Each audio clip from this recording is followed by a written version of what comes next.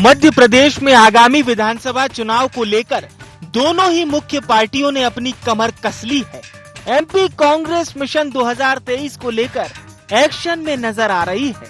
Marathon बैठकें हो रही हैं, पार्टी नेताओं को जिम्मेदारियां दी जा रही है। इन सब चुनावी कसरतों के बीच कांग्रेस की सबसे बड़ी चिंता ये है कि बीजेपी के मजबूत किलों में कैसे सेंध लगाई जाए। तभी तो कांग्रेस उन 70 सीटों पर फोकस करने की कोशिश कर रही है जिन जगहों पर 2 से अधिक बार कांग्रेस को हार का सामना करना पड़ा है। ऐसी सीटों पर पीसीसी चीफ कमलनाथ ने सर्वे करवाकर ठोस रणनीति बनाना शुरू कर दी है। आखिर वो 70 सीटें कौन सी हैं? डालते हैं एक नजर। बैरसिया, नरेला, हुजूर, गोविंदपुरा, सागर, रेहली, नरियावली, बीना, गुना, शिवपुरी, दतिया, डॉक्टर अंबेडकर नगर महू, इंदौर 2, इंदौर 4, इंदौर 5, बिजावर, चांदला, पथरिया, हटा, सिरमौर, सिमरिया, त्योंथर, रामपुर बघेलान, रीवा, सीधी, सिंगरौली, देवसर, धोनी, जैतपुर, बांधवगढ़, मानपुर, मुड़वारा, जयसिंह नगर, जबलपुर कैंट, पनागर, परसवाड़ा, बालाघाट, सिवनी, आमला, टिमरनी, सिवनी मालवा, नर्मदापुरम, सोहागपुर पिपरिया, भोजपुर, कुरवाई, शमशाबाद, बुदनी, आष्टा, सीहोर, सारंगपुर, सुसनेर, शुजालपुर, देवास, खातेगांव, बागली, हरसूद, खंडवा, पंधाना, बुरहानपुर, धार, उज्जैन उत्तर, उज्जैन दक्षिण, रतलाम सिटी, मंदसौर, मल्हारगढ़, जावद और नीमच है। वहीं ये भी माना जा रहा है कि ऐसी सभी सीटों पर कांग्रेस पार्टी 6 महीने पहले उम्मीदवारों की घोषणा कर देगी। बाकायदा इन सीटों पर जीत की बिसात बिछाने के लिए महिला कांग्रेस, युवा कांग्रेस, किसान कांग्रेस समेत विभिन्न मोर्चा प्रकोष्ठों की तैनाती की तैयारी है। इतना ही नहीं, निकाय चुनाव के परिणाम की जानकारी कमलनाथ ने जिला अध्यक्षों से मांगी थी, लेकिन अभी तक कई जिलों से जानकारी नहीं मिली है, जिसके बाद पीसीसी चीफ कमलनाथ ने जिला अध्यक्षों को 2 दिन का अल्टीमेटम दिया है। 5 अक्टूबर तक हर हाल में निकाय चुनाव परिणाम की जानकारी भेजने के निर्देश दिए हैं। कांग्रेस का नीचे से ऊपर तक इस तरह की सभी एक्सरसाइज चल रही है। हम उन 70 सीटों पे भी कमलनाथ जी पूरी तरह से सर्वे भी कराए, उनने ठोस देखना है जो हम कई सालों से नहीं जीते हैं। तो जो जीते हैं उस पर प्रभारी उम्मीदवार हमारे पहले से ही है। और मैं बार बार कह रहा हूँ कि जिस तरह का स्थिति इस मध्य प्रदेश जो बर्बाद हुआ है पिछले 2-2.5 साल में, 15 में तो वो ही था, लेकिन इसमें अति हो गई। तो ये इन सब इस परिस्थितियों में कांग्रेस की वेव चलेगी। और मैं बार बार कहता हूँ कि 114 नहीं, इस बार 174 से ज्यादा सीटों पे कमलनाथ जी ने सरकार बनेगी। वहीं अगर भाजपा की बात की जाए तो हाल ही में मिशन 23 को लेकर रातापानी पर महामंथन हुआ था, लेकिन कांग्रेस के इस कदम पर बीजेपी नेता चुटकी लेते नजर आ रहे हैं।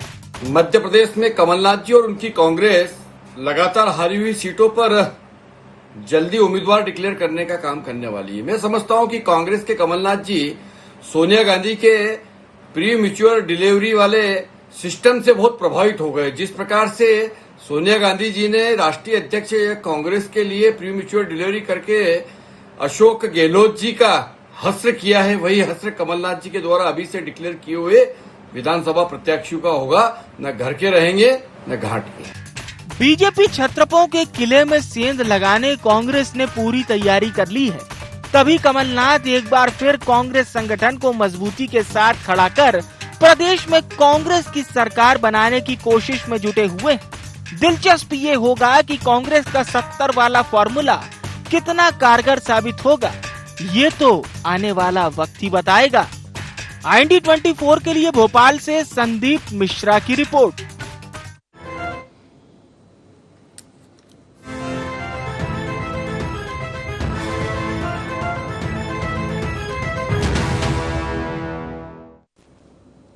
नमस्कार, IND एजेंडा नाथ का 70 फॉर्मूला में आप सभी का बहुत स्वागत है। आपके साथ मैं हूं विवेक पांडे।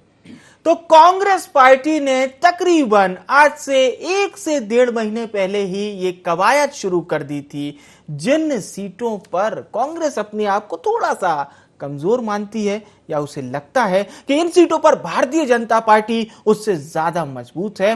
रिजल्ट के आधार पर वहां पर महिला कांग्रेस की तैनाती न केवल करने की योजना है बल्कि साथ ही साथ मिशन 23 में किस तरह से उन सीटों पर कांग्रेस को विजय मिले इसका पूरा मेगा प्लान कमलनाथ तैयार कर चुके हैं। लेकिन वो थोड़े से नाराज भी नजर आ रहे हैं उन लोगों के लिए जिन्होंने अच्छे से फीडबैक रिपोर्ट नहीं भेजी है, यानी कि पीसीसी चीफ कमलनाथ साल 2023 को किसी भी तरह से कोताही वाले चुनाव में तो बिल्कुल भी बर्दाश्त नहीं करना चाहते। तमाम विषयों पर हम चर्चा करेंगे, लेकिन उससे पहले नजर डालते हैं आईएनडी एजेंडा के प्रमुख बिंदुओं की ओर। तो सबसे पहले, क्या बीजेपी के गढ़ में किला बंदी कर पाएगी कांग्रेस? कांग्रेस का 70 वाला फॉर्मूला कितना कारगर होगा साबित? और क्या कांग्रेस में टिकट का मुख्य आधार होगा सर्वे?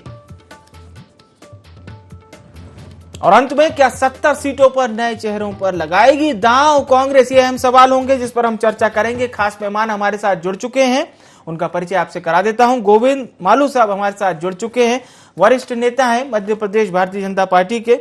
पवन पटेल साहब हमारे साथ जुड़ चुके हैं, महासचिव है मध्य प्रदेश कांग्रेस के, बहुत स्वागत है। देवदत्त दुबे साहब हमारे साथ जुड़ चुके हैं, वरिष्ठ पत्रकार हैं।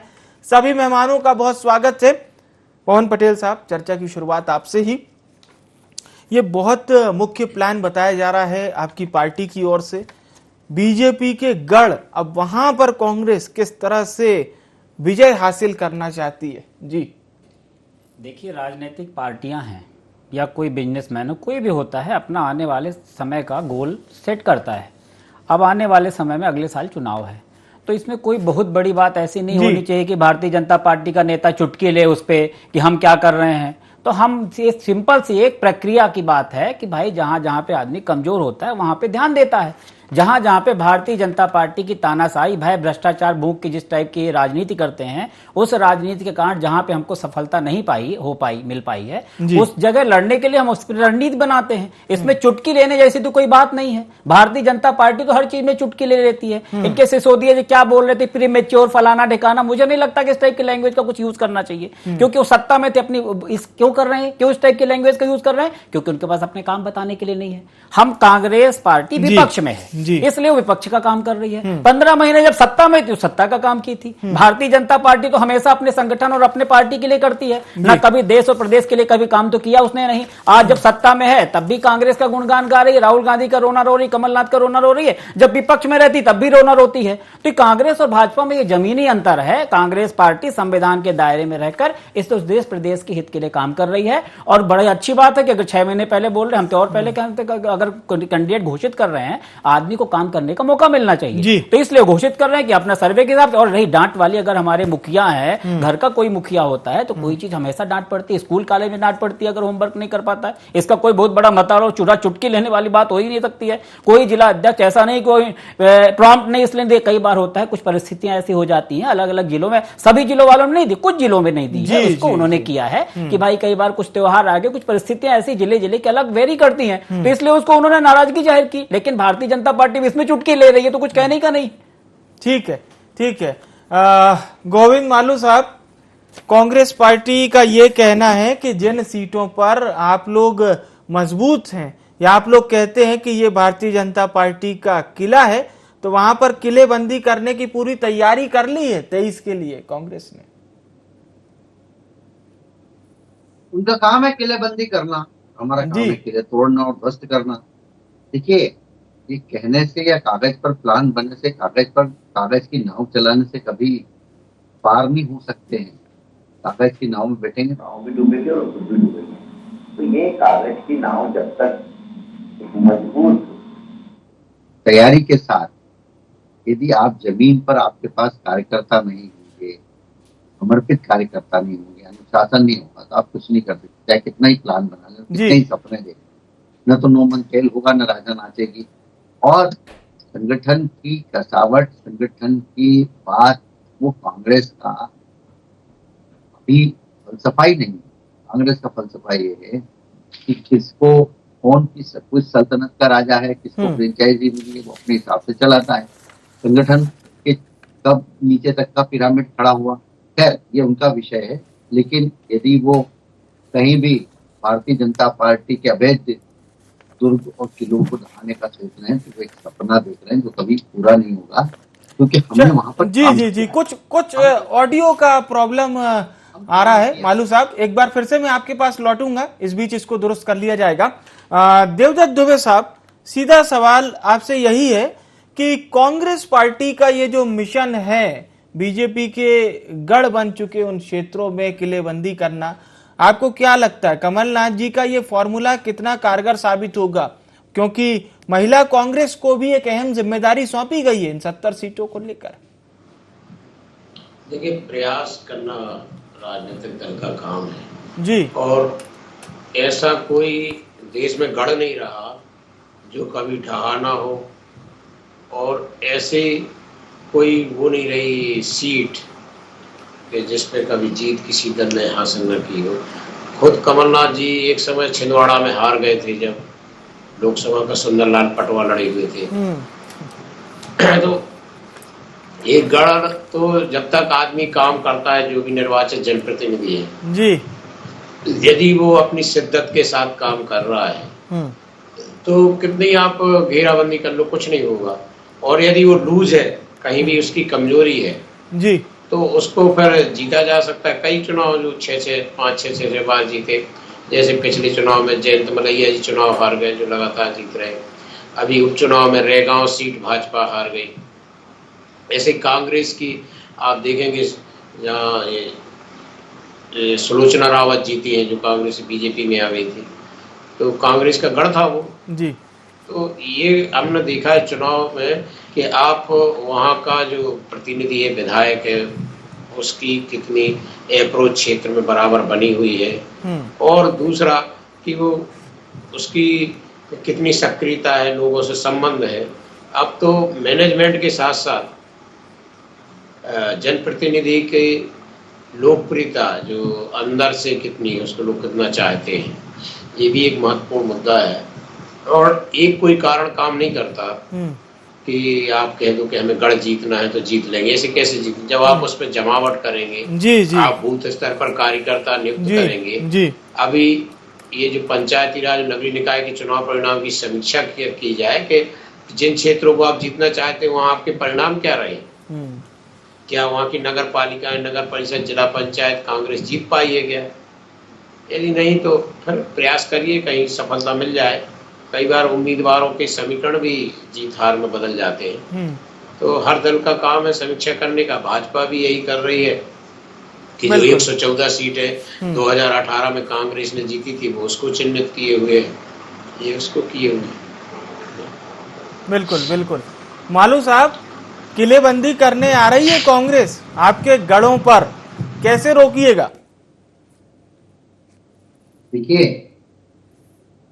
किलेबंदी तब होती है जब हम वहां पर असफल हो, हमारा जनप्रतिनिधि वहां पर अलोकप्रिय हो जी। लेकिन जब हम काम कर रहे हैं, हम काम के बलबूते पर लोगों का स्नेह प्राप्त करते हैं और पार्टी के प्रति उनका जो प्रतिसाद मिलता है, ध्यान होता है, वो इसलिए होता है कि सरकार काम कर रही है, जनप्रतिनिधि काम कर रहे हैं।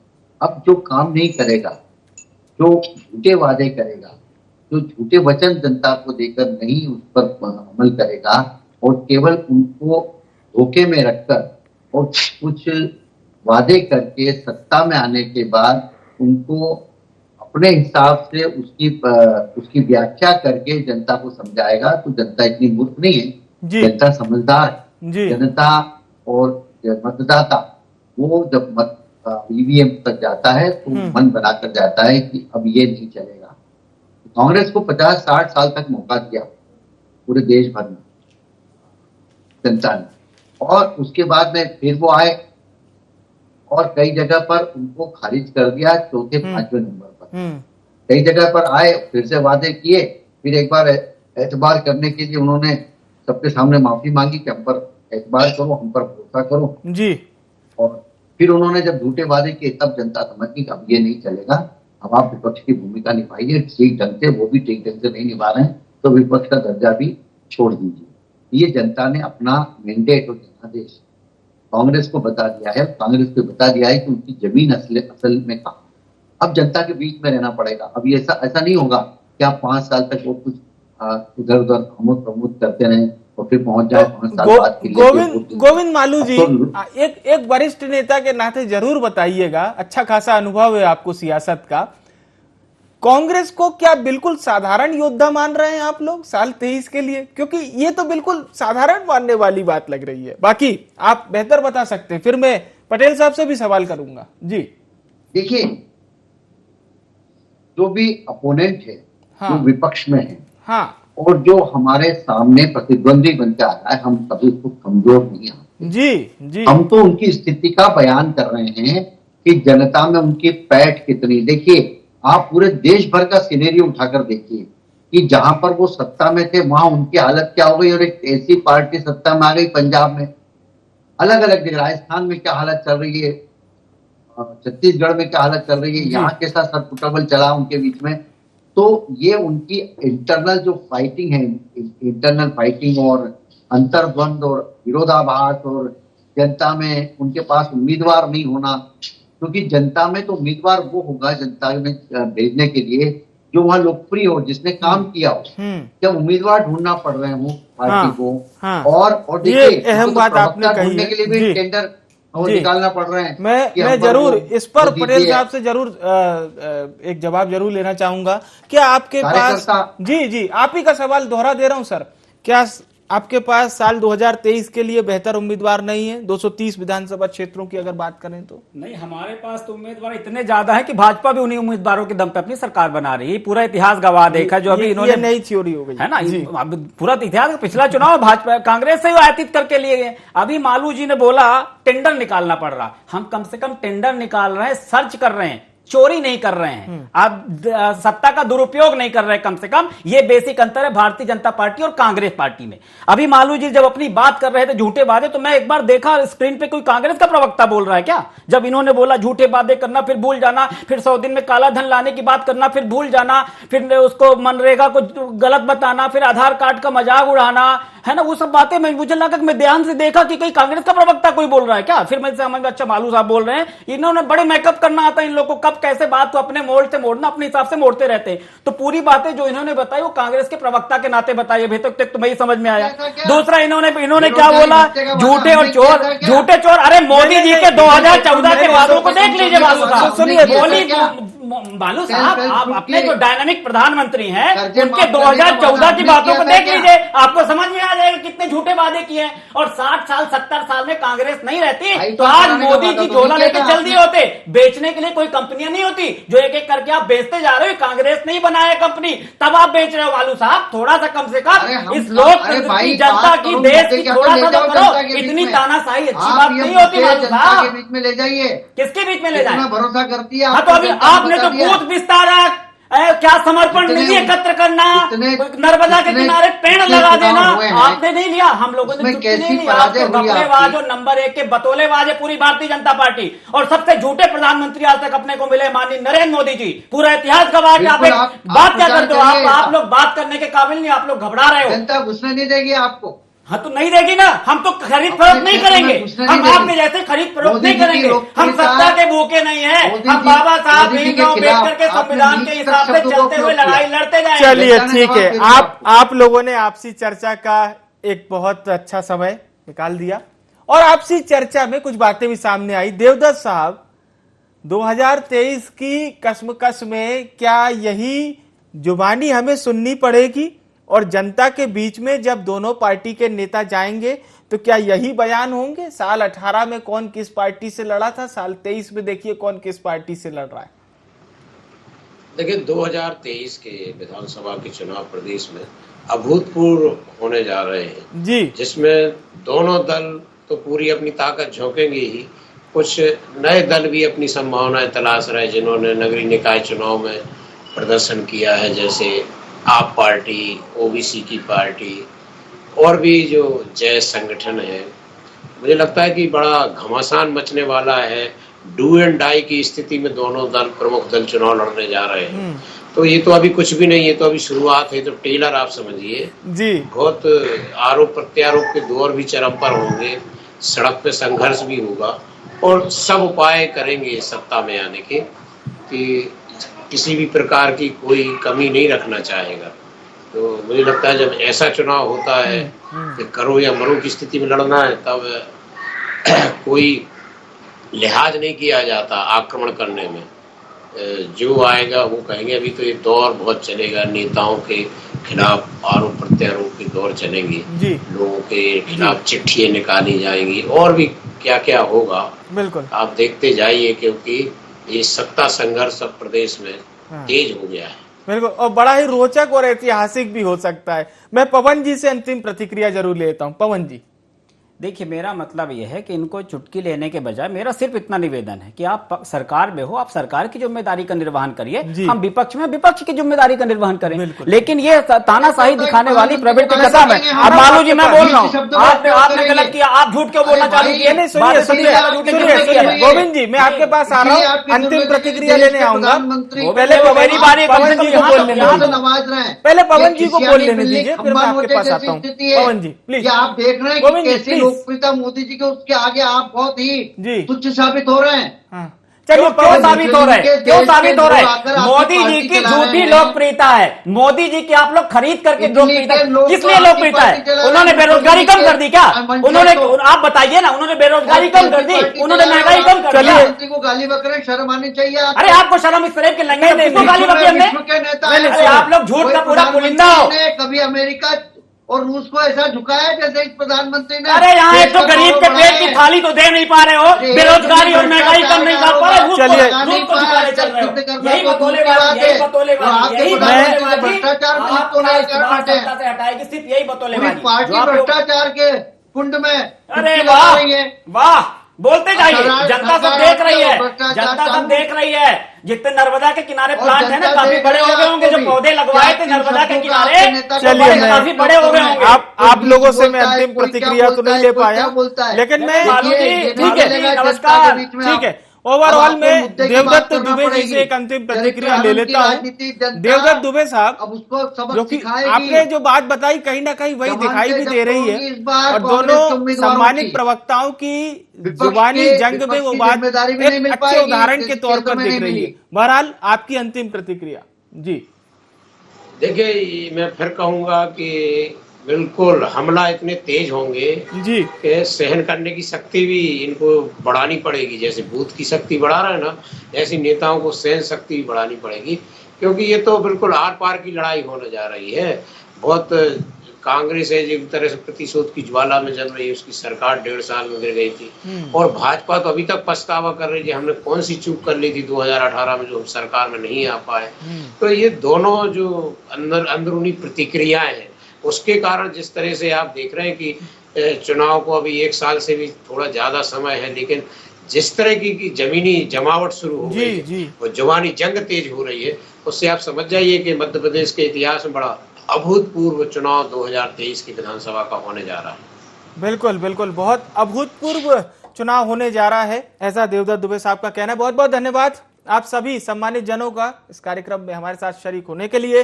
तो नाच का 70 फॉर्मूला और ये कांग्रेस का नया प्लान, 70 सीटों पर कांग्रेस का विशेष प्लान है। लेकिन जान लीजिए ये 70 सीटें कौन सी हैं? ये 70 सीटें हैं भारतीय जनता पार्टी की गढ़ बन चुके विधानसभा क्षेत्र, ऐसे क्षेत्र जहां पर 2 से 3, 4, 5, 6 बार से भारतीय जनता पार्टी के विधायक चुनते आ रहे हैं। यानी कांग्रेस का पहला और सबसे महत्वपूर्ण अगर कोई टारगेट है तो वो यही 70 विधानसभा क्षेत्र हैं, जहां पर उसे बीजेपी को सीधे चुनौती देनी है। लेकिन साल 2023 से पहले कई सारे फॉर्मूले इस तरह के बनेंगे जो दोनों पार्टियों को आमने सामने चुनौती देने के लिए पर्याप्त होंगे। ऐसा नहीं है कि बीजेपी के पास कांग्रेस के इस प्लान को, क्या बोलते हैं उसको, प्रभावी को थोड़ा सा कम करने के लिए कोई प्लान नहीं है, ऐसा नहीं है। लेकिन अहम सवाल और अहम बात देखनी यही होगी कि बीजेपी किस तरह से कांग्रेस के इस मेगा प्लान का काट करेगी और कमलनाथ जो कि राजनीतिक और रणनीतिक दोनों तौर पर मध्य प्रदेश में गेम चेंजर के तौर पर जाने जाते हैं, जो कि निकाय चुनाव में भी हमने देखने को मिला था, उनकी तब्दीली क्या कुछ होगी महिला कांग्रेस को लेकर भी, युवा कांग्रेस को लेकर भी और मेन कांग्रेस को लेकर भी, ये आने वाले दिनों में दिखेगा। इंडी एजेंडा में इतना ही। मुझे यानी विवेक को दीजिए इजाजत। नमस्कार।